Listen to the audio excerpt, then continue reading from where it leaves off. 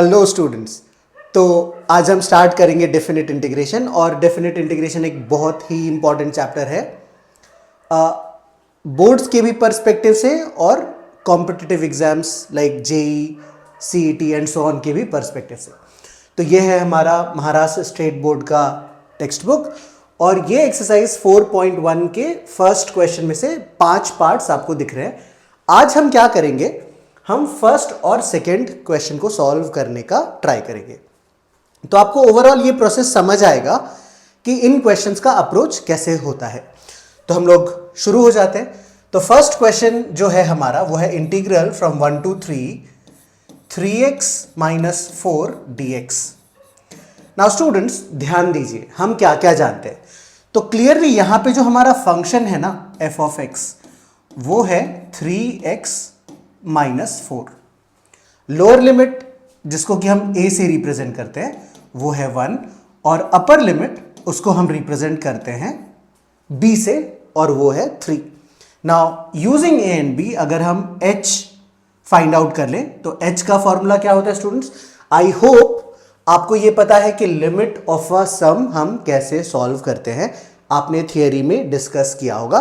But अगर just in case अगर आपको कोई कंफ्यूजन है तो जब हम सॉल्व करते जाएंगे ये सारे कंफ्यूजन्स आपके क्लियर हो जाने वाले। मैं कहता हूं कि आप सिर्फ 2 क्वेश्चंस मेरे साथ सॉल्व करो, रिमेनिंग 3 आप ऑटोमेटिकली सॉल्व करोगे, बट मैं आपके लिए वो सारे क्वेश्चंस भी सॉल्व कर दूंगा। Now h basically is b - a upon n। तो b और a की वैल्यू हम सब्सटीट्यूट कर देंगे यहां पे 3 - 1 अपॉन n, और ये बन जाता है 2/n। नाउ आगे चलते हैं। तो ये जो definite integration as a limit of a sum के क्वेश्चंस होते हैं, इनका अप्रोच क्या होता है। We know integral from a to b fx dx जो है ना, इसको हम बदल सकते हैं। Limit n tending to infinity sigma from r equals to 1 to n f of a plus r h into h, ये हमारा फॉर्मूला होता है। तो सिंस fx हमें पता है, a हमें पता है, तो हम f of a plus r H ढूंढ लेते हैं। f of a plus r H, तो वी नो a की वैल्यू है 1, r की वैल्यू तो r ही होगी, और h की वैल्यू है 2/n। ये आ गया। fx में पुट करें, सिंस फंक्शन ये है तो ये आ जाएगा हमारे पास 3 × 1 + 2r/n - 4। ये हो गया हमारा function f of a plus r H. Function 3x - 4 में हमने पुट कर दिया। इसको चलो सिंप्लीफाई भी कर ही लेते हैं। तो ये आ जाएगा 3 + 6r/n - 4। तो 3 - 4 हो जाएगा -1, सो दिस गिव्स अस 6r/n - 1। ये हमारा हो गया f of a plus r h. So ध्यान से देखिए, हमको ये वाला पार्ट क्लियरली पता चल गया यहां से, एंड बाकी सारे पार्ट्स हमको ऑलरेडी मालूम है। तो अब हम इनको सिंप्लीफाई करने का प्रोसेस हमारा स्टार्ट कर लेते हैं। So therefore we can write integral from a to b fx dx is equal to limit n tending to infinity, बच्चों सिग्मा लिख दिया हमने, 1 से n तक लिख दिया। f of a plus r H is 6r/n - 1, और इसको हमें मल्टीप्लाई करना होगा h से, जिसका वैल्यू था 2/n। तो इस सिग्मा को हमको सिंप्लीफाई करना है। हम लोग सॉल्व करना शुरू करते हैं। Limit n tending to infinity sigma, ये आ गया 12r/n² माइनस सिग्मा 2/n। तो एक एक टर्म को हम सिंप्लीफाई कर लेते हैं। नाउ सिंस ये जो सिग्मा है इसका वेरिएबल r है, तो फर्स्ट वाले सिग्मा में 12 और n² हो जाते हैं कांस्टेंट्स, तो उनको हम सिग्मा के बाहर निकाल लेंगे। तो ये बन जाएगा हमारे पास limit n tending to infinity 12/n² आ गया बाहर, ये बच गया हमारे पास sigma of r minus 2/n completely बाहर आ गया सिग्मा के, और हमारे पास आ गया sigma 1 from 1 to n 1 to n। Now इसका वैल्यू ढूंढते हैं स्टूडेंट्स, इसको देखते हैं पहले, ये वाला जो पार्ट है। What is the formula for sigma r? तो सिग्मा आर का फॉर्मूला मैं आपको याद दिलाता हूं। सिग्मा आर का फॉर्मूला होता है, अगर हम 1 से n तक समेशन कर रहे हैं, n इंटू एन प्लस 1/2, और सिग्मा 1 का फॉर्मूला होता है n। तो इन दोनों को हम यहां पे पुट कर लेते हैं। ये बहुत ही इंपॉर्टेंट सा पॉइंट है स्टूडेंट्स, इसको आपको ध्यान रखना है। ये हमारा पहला फॉर्मूला और ये हमारा दूसरा फॉर्मूला ये रहा। आई होप आपको क्लियरली समझ आ रहा है। नाउ प्रोसीड करते हैं आगे। So this gives us limit n tending to infinity 12/n² आ जाएगा बाहर। Sigma of r is n into n plus 1/2। तो ये 2 और 12 हम लोग कैंसिल कर सकते हैं, -2/n इंटू एन। ये n और ये n भी हम कैंसिल कर सकते हैं, यहां से एक n भी कैंसिल हो जाएगा। So final substitution, final simplification पे हम पहुंच गए हैं। Limit n tending to infinity, 6 रह गया है बाहर, ये बच गया n प्लस 1/n -2। तो अब क्या करेंगे बच्चों, ध्यान से देखो, इस दोनों टर्म को हम स्प्लिट करने वाले हैं। फ्रैक्शंस को हम स्प्लिट करते हैं, न्यूमरेटर को आपको पता है।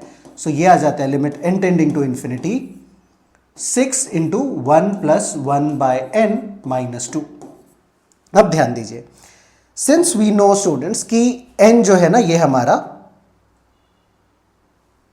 ये जो n है हमारा, ये इंफिनिटी को जा रहा है। सो 1/n ये वाला पोर्शन ये हो जाएगा 0। आई होप आपको बात अच्छे से समझ में आ रही है।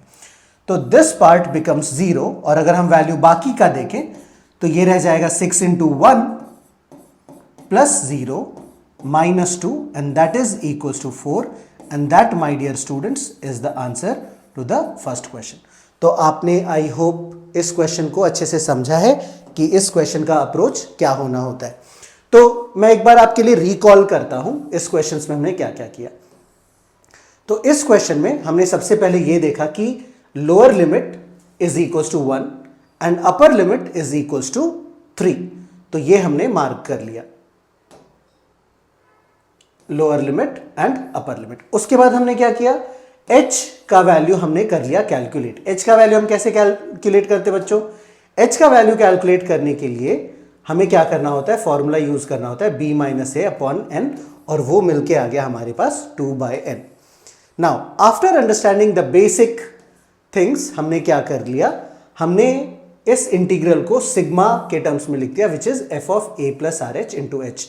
f of a plus r H को हमने कैलकुलेट किया, विच इज 6r/n -1, और फिर उसके बाद हमने इसको सिंप्लीफाई कर लिया, और फाइनली एंड में जाके, तो आई होप आपको समझ आया कि इस क्वेश्चन को हमने कैसे अप्रोच किया।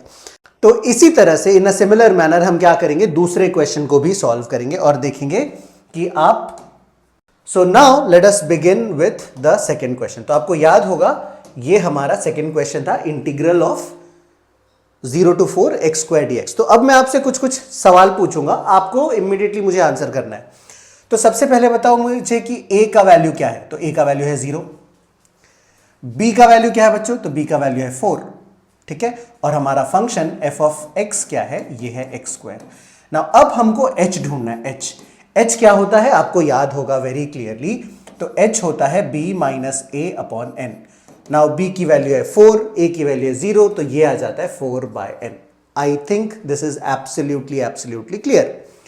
तो अगर हम f of a plus r H calculate करना चाहें, तो a का वैल्यू हमको ऑलरेडी पता है 0, r तो r ही रहने वाला है, और h की वैल्यू आ जाएगी 4/n। Now since fx x² है, तो ये बन जाएगा यहां पे 4r/n का होल स्क्वायर। तो ये हमारा f of a plus r h आ गया। अब देखो लास्ट टाइम मैंने जो लिखाया था आपको वही वापस से हम लोग रिवाइज कर रहे हैं, आपको ध्यान में आ जाएगा और आगे के सारे क्वेश्चंस आप इमीडिएटली खुद से कर पाओगे।